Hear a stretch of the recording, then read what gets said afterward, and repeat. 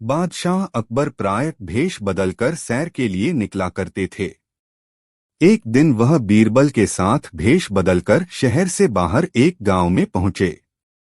वहां बादशाह ने देखा कि एक कुत्ता रोटी के टुकड़े को, जो कई दिनों की हो जाने की वजह से सूख कर काली पड़ गई थी, चबा चबा कर खा रहा था। अचानक बादशाह को दिल्लगी करने की सूझी। वह बोले, बीरबल, देखा वह कुत्ता काली को खा रहा है। काली बीरबल की मां का नाम था। वह समझ गए कि आलमपनाह दिल्लगी कर रहे हैं, किंतु इस भावना को दबाकर वे तुरंत बोले, आलमपनाह उनके लिए वही जिंदगी और नेमत हैं। नेमत बादशाह की मां का नाम था। बीरबल के जवाब को सुनकर बादशाह को चुप हो जाना पड़ा। एक बार अकबर और बीरबल बागीचे में बैठे थे। अचानक अकबर ने बीरबल से पूछा कि क्या तुम किसी ऐसे इंसान को खोज सकते हो जिसमें अलग अलग बोली बोलने की खूबी हो। बीरबल ने कहा, क्यों नहीं, मैं एक आदमी जानता हूं जो तोते की बोली बोलता है, शेर की बोली बोलता है और गधे की बोली भी बोलता है। अकबर इस बात को सुनकर हैरत में पड़ गए। उन्होंने बीरबल को कहा कि अगले दिन उस आदमी को पेश किया जाए। बीरबल उस आदमी को अगले दिन सुबह दरबार में ले गए और उसे एक छोटी बोतल शराब पिला दी। अब हल्के नशे की हालत में शराबी अकबर बादशाह के आगे खड़ा था। वह जानता था कि दारू पीकर आया जानकर बादशाह सजा देगा, इसलिए वह गिड़गिड़ाने लगा और बादशाह की खुशामद करने लगा। तब बीरबल बोले कि हुजूर, यह जो सजा के डर से बोल रहा है वह तोते की भाषा है। उसके बाद बीरबल ने वहीं उस आदमी को एक और शराब की बोतल पिला दी। अब वह आदमी पूरी तरह नशे में था। वह अकबर बादशाह के सामने सीना तान कर खड़ा हो गया। उसने कहा कि आप नगर के बादशाह हैं तो क्या हुआ, मैं भी अपने घर का बादशाह हूं, मैं यहां किसी से नहीं डरता हूं। बीरबल बोले कि हुजूर, अब शराब के नशे में निडर होकर यह जो बोल रहा है यह शेर की भाषा है। अब फिर से बीरबल ने उस आदमी का मुंह पकड़कर एक और बोतल उसके गले से उतार दी।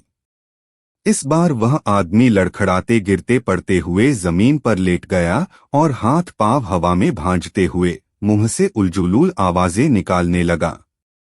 अब बीरबल बोले कि हुजूर, अब यह जो बोल रहा है वह गधे की भाषा है।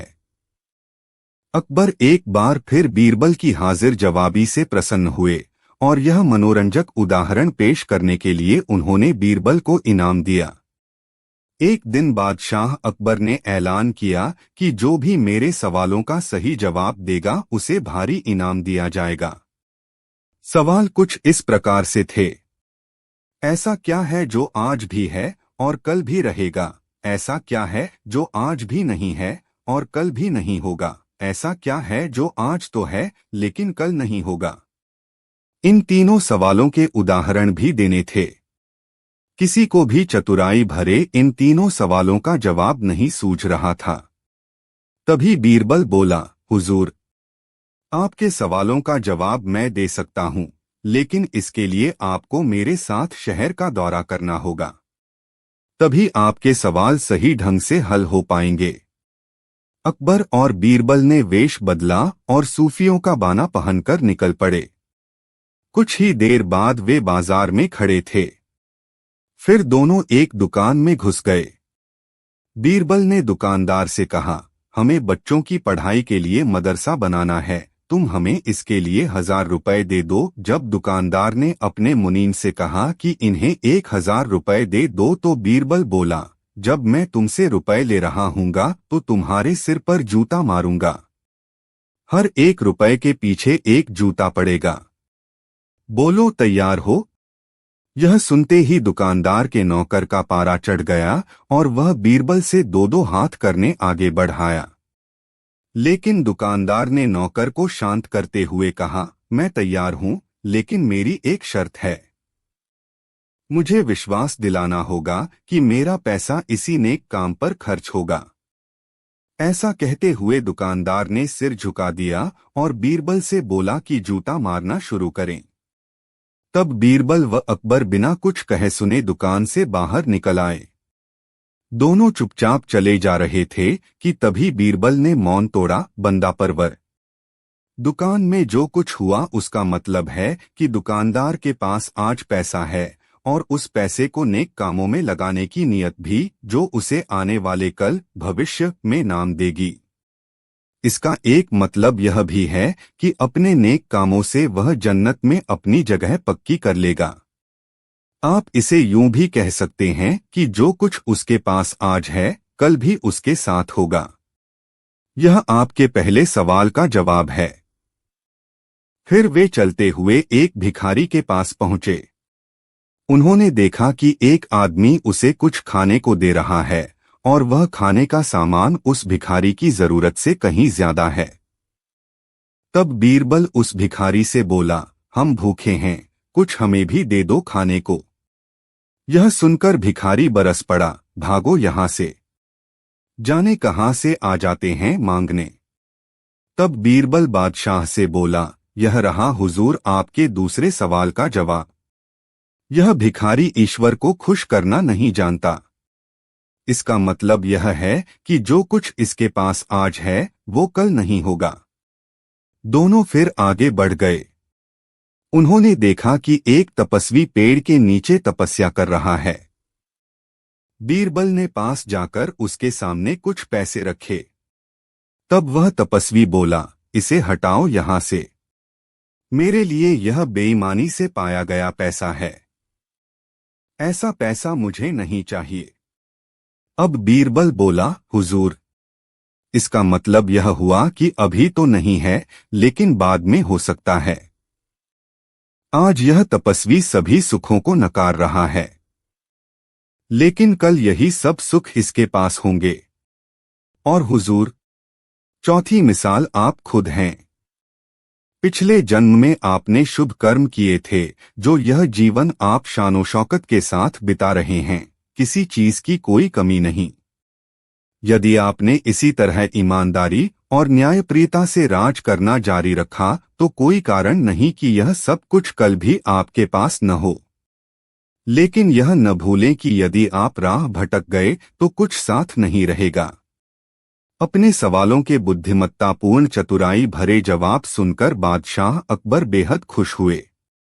जब कभी दरबार में अकबर और बीरबल अकेले होते थे तो किसी न किसी बात पर बहस छिड़ जाती थी। एक दिन बादशाह अकबर बैंगन की सब्जी की खूब तारीफ कर रहे थे। बीरबल भी बादशाह की हाँ में हाँ मिला रहे थे।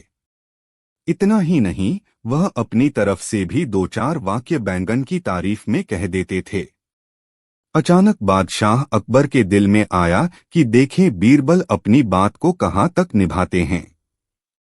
यह सोचकर बादशाह बीरबल के सामने बैंगन की बुराई करने लगे। बीरबल भी उनकी हाँ में हाँ मिलाने लगे कि बैंगन खाने से शारीरिक बीमारियां हो जाती हैं इत्यादि।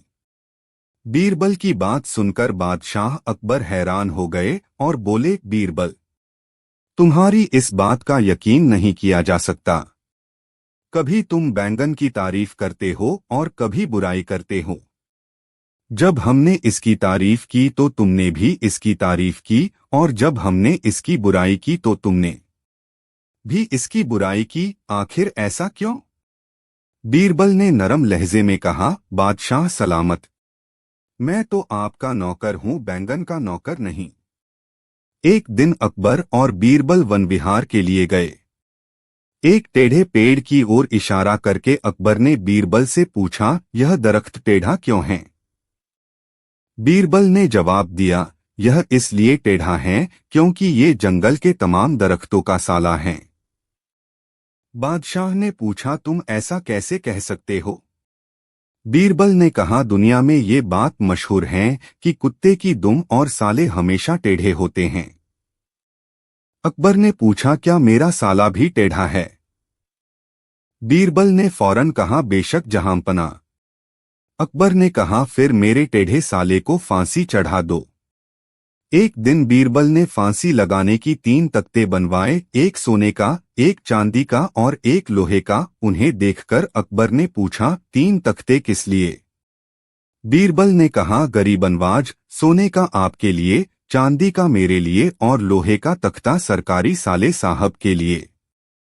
अकबर ने अचरज से पूछा, मुझे और तुम्हें फांसी किस लिए? बीरबल ने कहा, क्यों नहीं जहां पनाह, आखिर हम भी तो किसी के साले हैं। बादशाह अकबर हंस पड़े। सरकारी साले साहब के जान में जान आई। वह बाइज्जत बरी हो गया। महाराजा अकबर बीरबल की हाजिर जवाबी के बड़े कायल थे। उनकी इस बात से दरबार के अन्य मंत्री मन ही मन बहुत जलते थे। उनमें से एक मंत्री, जो महामंत्री का पद पाने का लोभी था, ने मन ही मन एक योजना बनाई। उसे मालूम था कि जब तक बीरबल दरबार में मुख्य सलाहकार के रूप में है, उसकी यह इच्छा कभी पूरी नहीं हो सकती।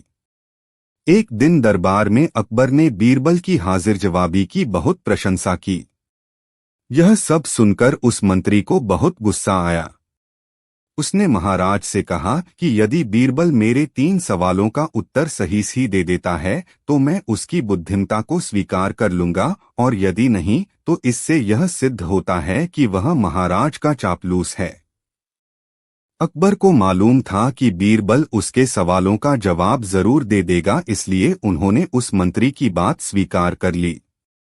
उस मंत्री के 3 सवाल थे। आकाश में कितने तारे हैं? धरती का केंद्र कहाँ है? सारे संसार में कितने स्त्री और कितने पुरुष हैं? अकबर ने फौरन बीरबल से इन सवालों के जवाब देने के लिए कहा और शर्त रखी कि यदि वह इनका उत्तर नहीं जानता है तो मुख्य सलाहकार का पद छोड़ने के लिए तैयार रहे। बीरबल ने कहा, तो सुनिए महाराज।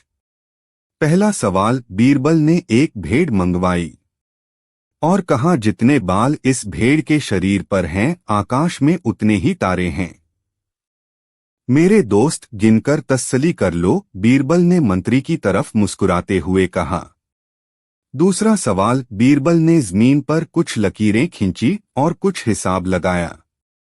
फिर एक लोहे की छड़ मंगवाई गई और उसे एक जगह गाड़ दिया और बीरबल ने महाराज से कहा, महाराज, बिल्कुल इसी जगह धरती का केंद्र है, चाहे तो आप स्वयं जांच लें। महाराज बोले, ठीक है, अब तीसरे सवाल के बारे में कहो। अब महाराज, तीसरे सवाल का जवाब बड़ा मुश्किल है, क्योंकि इस दुनिया में कुछ लोग ऐसे हैं जो ना तो स्त्री की श्रेणी में आते हैं और ना ही पुरुषों की श्रेणी। उनमें से कुछ लोग तो हमारे दरबार में भी उपस्थित हैं, जैसे कि ये मंत्री जी। महाराज, यदि आप इनको मौत के घाट उतरवा दें तो मैं स्त्री पुरुष की सही सही संख्या बता सकता हूं। अब मंत्री जी सवालों का जवाब छोड़कर थर-थर कांपने लगे और महाराज से बोले, महाराज, बस मुझे मेरे सवालों का जवाब मिल गया। मैं बीरबल की बुद्धिमानी को मान गया हूं। महाराज हमेशा की तरह बीरबल की तरफ पीठ करके हंसने लगे और इसी बीच वह मंत्री दरबार से खिसक लिया। बीरबल बहुत नेक दिल इंसान थे। वह सैदव दान करते रहते थे और इतना ही नहीं, बादशाह से मिलने वाले इनाम को भी ज्यादातर गरीबों और दीन-दुखियों में बांट देते थे, परंतु इसके बावजूद भी उनके पास धन की कोई कमी न थी।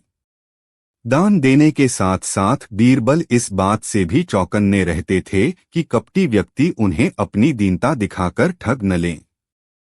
ऐसे ही अकबर बादशाह ने दरबारियों के साथ मिलकर एक योजना बनाई कि देखें कि सच्चे दीन दुखियों की पहचान बीरबल को हो पाती है या नहीं। बादशाह ने अपने एक सैनिक को वेश बदलवाकर दीनहीन अवस्था में बीरबल के पास भेजा कि अगर वह आर्थिक सहायता के रूप में बीरबल से कुछ ले आएगा तो अकबर की ओर से उसे इनाम मिलेगा।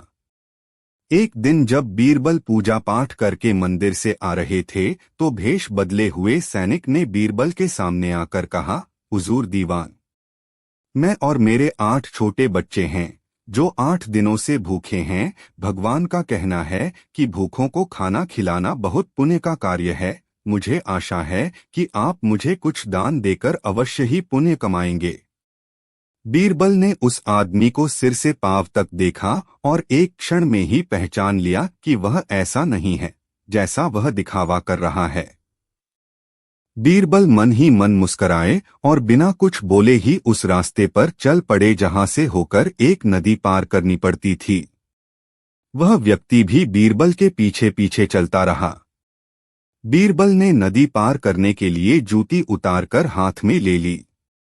उस व्यक्ति ने भी अपने पैर की फटी पुरानी जूती हाथ में लेने का प्रयास किया। बीरबल नदी पार कर कंकरीले मार्ग आते ही 2-4 कदम चलने के बाद ही जूती पहन लेता। बीरबल यह बात भी गौर कर चुके थे कि नदी पार करते समय उसका पैर धुलने के कारण वह व्यक्ति और भी साफ सुथरा, चिकना, मुलायम गोरी चमड़ी का दिखने लगा था, इसलिए वह मुलायम पैरों से कंकरीले मार्ग पर नहीं चल सकता था। दीवान जी, दीन तहीन की पुकार आपने सुनी नहीं? पीछे आ रहे व्यक्ति ने कहा।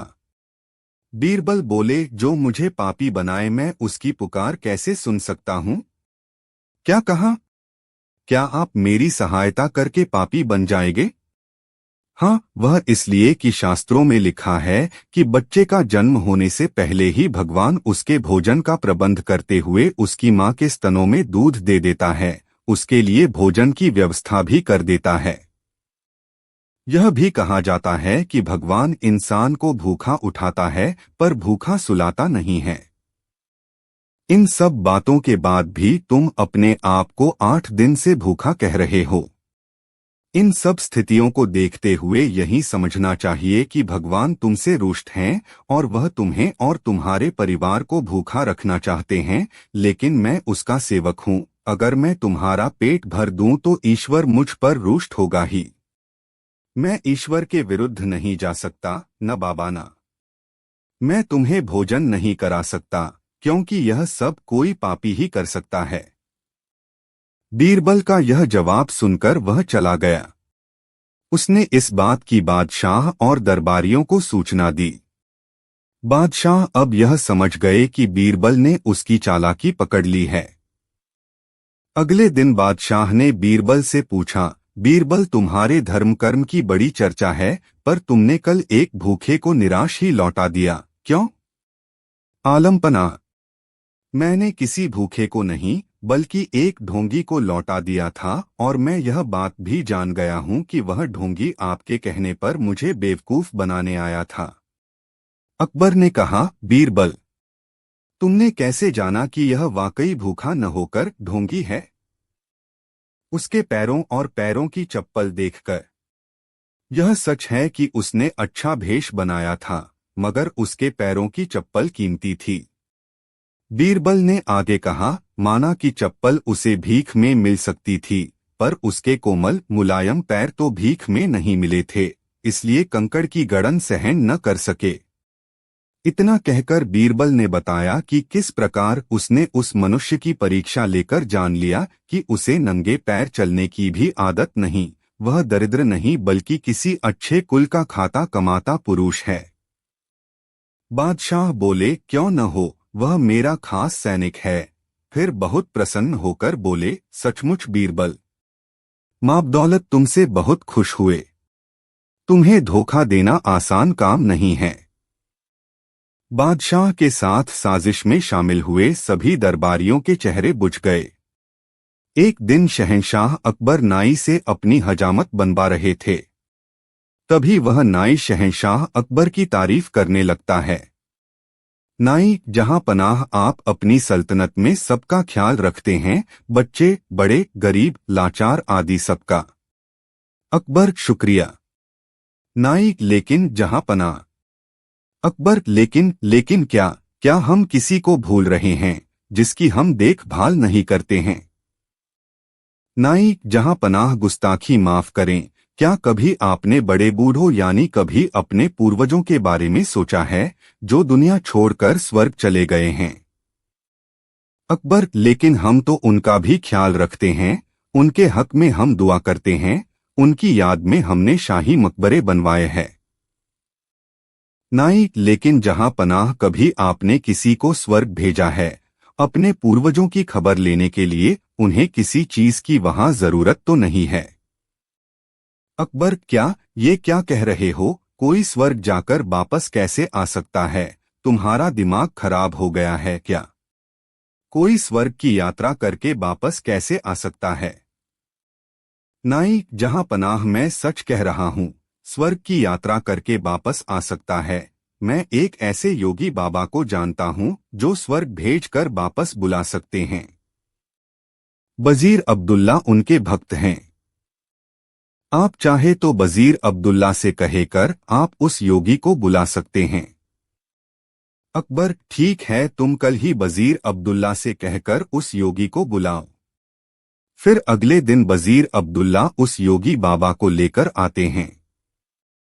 अकबर, वजीर अब्दुल्ला, क्या योगी बाबा दरबार में आ गए हैं? वजीर अब्दुल्ला, जी जहां पनाह, वो दरबार के बाहर ही खड़े हैं। आपकी इजाजत हो तो उन्हें बुलाया जाए। अकबर, जी वजीर अब्दुल्ला, उन्हें बुलाया जाए। योगीराज निरंजन बाबा दरबार में हाजिर होते हैं। योगीराज, अलख निरंजन, मेरा नाम योगी निरंजन बाबा है। अकबर, हमने सुना है योगी जी आप किसी को भी स्वर्ग भेजकर वापस बुला सकते हैं, ये बात सच है? योगीराज, हाँ, मैं किसी को भी स्वर्ग भेजकर वापस बुला सकता हूँ। अकबर, हमें भी अपने पूर्वजों के बारे में जानकारी चाहिए। वह स्वर्ग में कैसे रह रहे हैं? उन्हें वहां किसी चीज की जरूरत तो नहीं है? योगीराज, आप किसी भरोसेमंद इंसान को स्वर्ग भेज सकते हैं जो स्वर्ग के मोह में न फंसकर वापस आ सके। वजीर अब्दुल्ला, जहां पनाह, आप बीरबल को इस काम के लिए भेज दीजिए। बीरबल से ज्यादा भरोसेमंद और कौन हो सकता है? अकबर, बीरबल, क्या आप हमारे लिए स्वर्ग जाएंगे? बीरबल, जी जहां पनाह, मैं स्वर्ग जरूर जाऊंगा, लेकिन उससे पहले मैं निरंजन बाबा से कुछ पूछना चाहता हूं। योगीराज, इस यात्रा में कितना समय लगेगा? योगीराज, इस यात्रा में कम से कम 2 महीने लगेंगे, अगर तुम स्वर्ग के सुख के मोह में न फंसो तो। बीरबल, योगी जी आप मुझे स्वर्ग कैसे भेजेंगे? योगीराज, मैं एक पवित्र आग जलाऊंगा, उसमें तुम्हें प्रवेश करना है। वैसे तो ये क्रिया कहीं भी हो सकती है, लेकिन हम इसे गंगा नदी के किनारे करेंगे। बीरबल, जहां पनाह, मैं काफी दिनों के लिए अपने घर से दूर रहूंगा, इसलिए मैं 4-5 दिन की मोहलत मांगता हूं, कुछ अधूरे काम निपटाने हैं। अकबर, ठीक है बीरबल, योगीराज जी आप ये काम 5 दिन बाद संपन्न करें। अब 5 दिन बाद बीरबल को जलाने के लिए ले जाया जाता है। स्वर्ग की यात्रा के लिए योगीराज विधि संपन्न करते हैं। वह एक चिता पर फूल और कुछ सामग्री डालते हैं और बीरबल के माथे पर तिलक करते हैं और चित्त हो जाने को कहते हैं। बीरबल, अलविदा। जहां पना। अकबर, हमें आपकी बहुत याद आएगी, आप जल्दी लौटने की कोशिश करना। बीरबल, जी जहां पनाह, मैं जल्दी लौट कर आऊंगा। और फिर 2 महीने गुजर जाते हैं। शहंशाह अकबर बहुत चिंतित हो जाते हैं। अकबर, हमें बीरबल की बहुत याद आ रही है। 2 महीने गुजर चुके पर बीरबल अभी तक नहीं लौटे, हमें बहुत चिंता हो रही है। योगीराज का क्या कहना है, कब तक बीरबल लौट आएंगे? वजीर अब्दुल्ला, जहां पनाह, योगी बाबा ये भी तो कह रहे थे हो सकता है बीरबल को स्वर्ग के सुख बहुत भा गए हों और वह उन्हें छोड़कर न आना चाहें। अकबर, नहीं, ऐसा कभी नहीं हो सकता है। बीरबल ऐसा कभी नहीं कर सकते हैं, उन पर हमें पूरा भरोसा है। उसी वक्त वहां पर बीरबल आते हैं। उनके लंबे लंबे बाल होते हैं, लंबी सी दाढ़ी। अकबर उन्हें देखकर बहुत खुश होते हैं। अकबर, खुशामदीद। खुशामदीद। हमें आपको देखकर बहुत खुशी हुई, और बताइए स्वर्ग में हमारे पूर्वज कैसे हैं? उन्हें किसी चीज की वहां जरूरत तो नहीं है? बीरबल, नहीं, जहां पनाह, उन्हें किसी भी चीज की जरूरत नहीं है, वे वहां बहुत खुश हैं। अकबर, लेकिन बीरबल आपने ये बाल इतने क्यों बढ़ा लिए हैं? बीरबल, जहां पनाह मेरे ही नहीं वहां पर सभी के बाल बहुत लंबे हैं। वहां पर कोई नाई नहीं है बाल काटने के लिए, इसलिए उन सभी ने यहाँ पर जो नाई है उसे बुलाने के लिए कहा है ताकि वो वहां सबके बाल काट सके। अकबर, हाँ हाँ क्यों नहीं, हम अभी अपने नाई को वहां भेज रहे हैं। योगीराज और वह नाई अभी यहीं पर हैं, वो इस वक्त हमारे मेहमान बनकर रह रहे हैं। हम अभी स्वर्ग भेजने की क्रिया करवाते हैं। योगीराज और उस नाई को बुलाते हैं। वो दोनों दरबार में हाजिर होते हैं। अकबर उनसे कहते हैं, अकबर, योगीराज, स्वर्ग में नाई की जरूरत है। आप जल्दी से इस नाई को स्वर्ग भेजने की क्रिया शुरू कीजिए।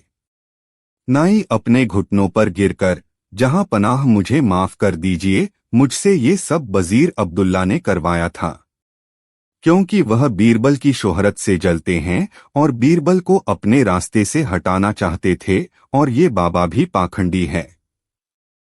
पता नहीं बीरबल उस आग से कैसे बच गए, लेकिन मैं नहीं बचूंगा, मुझे माफ कर दीजिए। अकबर, क्या इतनी बड़ी साजिश बीरबल के खिलाफ? सिपाहियों, इस पाखंडी बाबा और इस नाई को ले जाओ और काल कोठरी में डाल दो। और तुम वजीर अब्दुल्ला, मुझे तुमसे ये उम्मीद नहीं थी। मैं अगर चाहूं तो तुम्हें अभी फांसी पर लटका दूं, लेकिन तुमने हमारी कई साल हिफाजत की है, इसलिए हम तुम्हें इस देश से निकाल देते हैं। सिपाहियों, इसे ले जाकर सरहद के बाहर छोड़ आओ और फिर कभी अपनी शक्ल मत दिखाना। अच्छा बीरबल, मेरे बुद्धिमान दोस्त, ये बताओ तुम्हें इस साजिश का कैसे पता लगा? बीरबल, जहां पनाह, जब मैंने योगीराज के मुंह अगम प्रवेश करने वाली बात सुनी तो मुझे लगा दाल में कुछ काला है। तभी तो मैंने आपसे 5 दिन की मोहलत मांगी, और मैंने उन 5 दिनों में एक ऐसी सुरंग तैयार करवाई जो उस जगह से सीधे मेरे घर को जाती है। जहां पनाह, जब योगीराज ने आग जलाई तो मैं सीधे उस सुरंग पर खड़ा था जो मेरे घर को जाती है। योगीराज के आग जलाते ही मैं सुरंग का दरवाजा खोलकर अपने घर पहुंच गया। जहां पनाह, इस तरह से मैं वहां से बच निकला। और मैं चाहता था ये लोग अपना गुनाह खुद कबूल करें, इसलिए मैंने 2 महीने अपने बाल नहीं काटे, क्योंकि मैं ये भी जानता था कि इन तीनों में सबसे कमजोर कड़ी नाई है। अकबर, वाह! बीरबल, वाह! एक तुम ही हो जो ऐसा कर सकते हो। तुम्हारे जैसा कोई नहीं। मेरे शातिर दोस्त, तुम ही ऐसा कर सकते हो। वाह बीरबल, वाह! बीरबल, शुक्रिया। जहां पनाह, शुक्रिया। एक बार दिल्ली दरबार में बैठे हुए बादशाह अकबर ने अपने नवरत्नों से पूछा, भाई यह बताओ सबसे बड़ा पत यानी शहर कौन सा है? पहले नवरत्न ने कहा, सोनीपत। दूसरा नवरत्न, हुजूर पानीपत सबसे बड़ा पत है। तीसरे नवरत्न ने लंबी हाँकी, नहीं जनाब, दलपत से बड़ा पत और कोई दूसरा नहीं है। चौथे नवरत्न ने अपना राग अलापा, सबसे बड़ा पत तो दिल्लीपत यानी दिल्ली शहर है। बीरबल चुपचाप बैठे हुए सारी बातें सुन रहे थे। अकबर ने बीरबल से कहा, तुम भी कुछ बोलो। बीरबल ने कहा,